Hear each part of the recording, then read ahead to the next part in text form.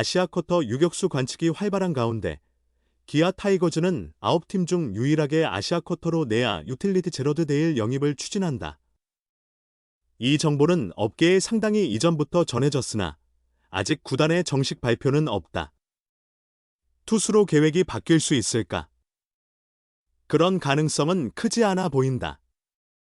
계약 과정에서 최종 조율이 진행 중인 모양이다. 기아가 다음 시즌 활약할 외국인 선수 발표를 일괄적으로 할 의도는 아닌 듯하다. 에이스 제임스 네일은 이미 빠르게 재계약을 발표했다. 아담 올러도 재계약이 유력하며 외야수로 물색 중인 신규 외국인 타자 영입에 다소 시간이 소요되는 형국이다. 기아가 데일 영입을 결정한 배경은 우선 지난달 일본 오키나와 마무리 훈련에서 이범호 감독의 호의적 평가가 있었고 박찬호 공백에 대해 매우 실용적인 접근을 취하고 있기 때문이다. 확고한 유격수의 유무는 팀 전력에 지대한 영향을 미친다. 우선 데일은 수비 능력이 상당히 견고한 선수로 알려졌다. 물론 장기적으로 김규성, 박민, 정현창 등 국내 선수가 주전으로 성장해 센터라인을 책임지는 것이 중요하다. 언젠가 이들에게 충분한 기회를 줄 시점을 마련해야 한다. 하지만 기아는 박찬호와 최영우, 공백 속에서도 내년 성적을 포기하지 않는다. 전력이 중위권 수준으로 하락했으나 최소 5강 이상을 목표로 3화 이번 시즌의 실패를 만회하려는 계획을 세운 것으로 전해진다. 또한 그렇게 해야 미래를 설계할 수 있는 법이다. 이러한 관점에서 본업인 유격수를 테스트하는 것은 간단하지 않다고 판단한 듯하다. 우선 내년에는 데일을 중심으로 3루수를 운영해 본 뒤 이후에 박찬호 공백에 대한 장기적인 해결책을 모색할 것으로 예상된다. 그렇다고 김규성, 박민, 정현창 등이 좌절할 이유도 없다. 데일은 내야 여러 포지션을 소화할 수 있는 선수다. 필요에 따라 국내 선수에게 유격수를 맡길 수도 있다. 어쨌든 144경기는 길며 6개월 동안 누구에게 무슨 일이 일어날지 예측하기 어렵다. 기아는 박찬호의 이적을 계기로 장기적인 내야 구상을 본격적으로 검토하기 시작했다.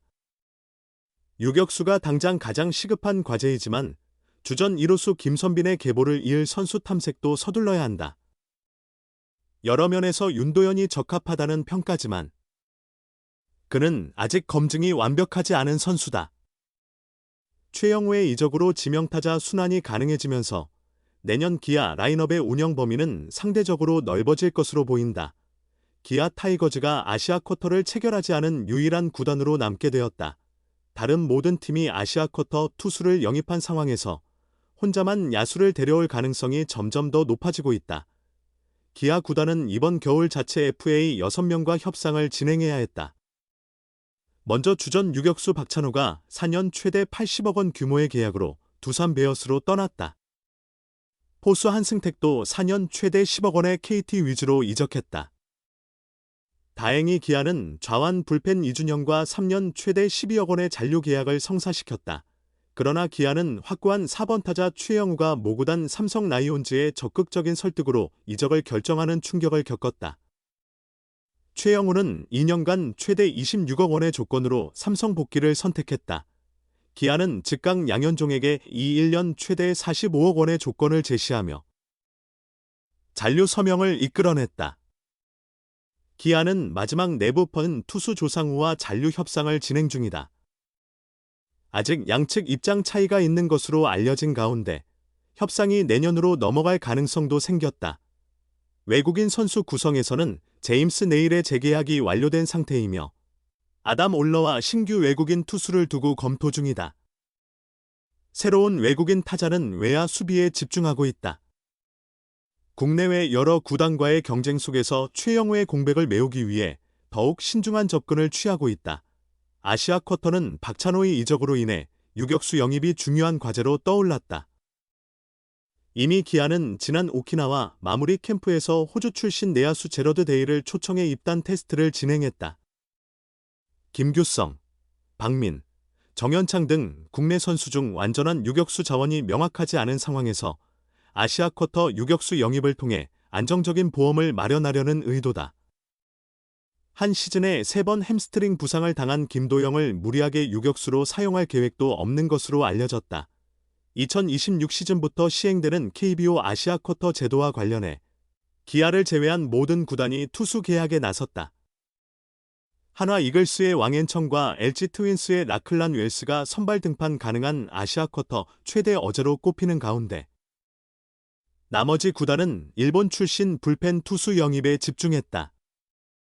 키움 히어로즈가 지난 16일 카나쿠보 유토 영입을 발표하면서 기아는 유일하게 아시아 쿼터 미계약 구단으로 남게 되었다. 기아 구단 관계자는 일루수를 빼고 나머지 내야 포지션을 살펴보면 언제나 부상과 같은 위험이 존재합니다 라고 말하며 팀 상황상 아시아 쿼터 선수가 대개 유격수로 출전하겠지만 2루수나 3루수도 대응 가능한 선수를 주시하고 있습니다 라고 덧붙였다. 이미 오래전부터 기아가 아시아 쿼터 자리를 유격수 보강에 쓰겠다는 이야기가 흘러나왔지만 연말이 다가오는 시점에서도 구단의 공식 발표는 이루어지지 않았다. 아시아 쿼터 유격수 영입에 대한 부정적 의견이 구단의 부담으로 작용하는 것으로 보인다. 아시아 쿼터급 유격수로 1군에서 100업 이상의 활약을 기대하기에는 구단 내부에서도 확신하기 쉽지 않다. 오히려 일본 출신 불펜 투수를 통해 국내 불펜진의 과도한 부담을 덜어주는 방향이 더 실효성 있을 수 있다. 기아는 기존 외국인 선수 2자리에 대해서도 아직 결정을 내리지 못했다. 물론 내일 영입처럼 해가 넘어가는 장기적인 추적 끝에 성공을 거둔 사례를 기대해 볼 수도 있다. 이처럼 기아는 올 겨울 내부 FA 유출로 인해 외국인 선수 계약에 있어 가장 조심스러운 행보를 보이고 있다. 기아가 과연 마지막 아시아 쿼터 자리로 실제 유격수를 선택하게 될지 관심이 모아진다. K리그 각 팀이 다음 시즌 외국인 선수 영입을 잇따라 마무리하는 가운데 기아만은 여전히 고민 중이다. 1선발 제임스 네일과의 3년 재계약만 확정지었을 뿐 이를 보좌할 외국인 2선발과 타선의 새로운 핵심이 될 외국인 타자는 아직 공석이다. 아시아 쿼터 역시 발표가 없다. 올 겨울 큰 전력 손실을 겪었기에 기아는 평년보다도 외국인 선수 구성에 더욱 신중할 수밖에 없었다. 외국인 투수 마지막 자리는 애덤 올러와 1년 더 동행하는 것이 현재로선 유력한 상황이다. 올러는 이번 시즌 26경기 선발 등판하여 11승 7패, 평균 자책점 3.61을 기록했다. 한 달 이상 부상으로 빠졌음에도 149이닝을 소화하며 규정 이닝을 채웠다. 마운드에 서면 쉽게 무너지지 않고 본분을 다해냈다는 의미다. 에이스 네일이 지난달 재계약에 성공하면서 올러와의 동행도 더욱 여유롭게 판단할 여건이 조성됐다. 네일이 없었다면 기아는 외국인 투수 라인업 전체를 크게 재검토해야 했다. 확실한 에이스를 반드시 새로 영입해야 할 처지였다. 다행히 네일은 총액 200만 달러 조건의 계약에 동의했고 기아의 부담도 크게 줄었다. 올러는 이번 시즌 부상으로 전력에서 이탈하며 어려움을 겪었지만 9위 자체만으로는 2선발 자원으로 충분하다는 평가를 받아왔다. 아시아 쿼터도 공식 발표가 이제 정말 임박한 분위기이다. 유격수로 최종 결정이 날 것으로 예상된다.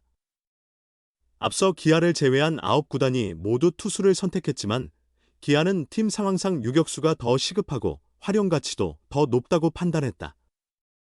기아는 지난달 일본 오키나와 마무리 캠프 기간 호주 국가대표 유격수 출신 제러드 데이를 초청해 테스트를 실시했다. 아시아 쿼터 유격수가 공격과 수비에서 경쟁력을 보인다면 박찬호의 이적으로 크게 빈 유격수 공백을 어느 정도는 메울 수 있다. 내야 다른 포지션에도 두루 활용이 가능하다. 내년 기아는 박찬호가 떠난 유격수 외에도 2루와 3루 포지션에도 우려가 없는 것은 아니다.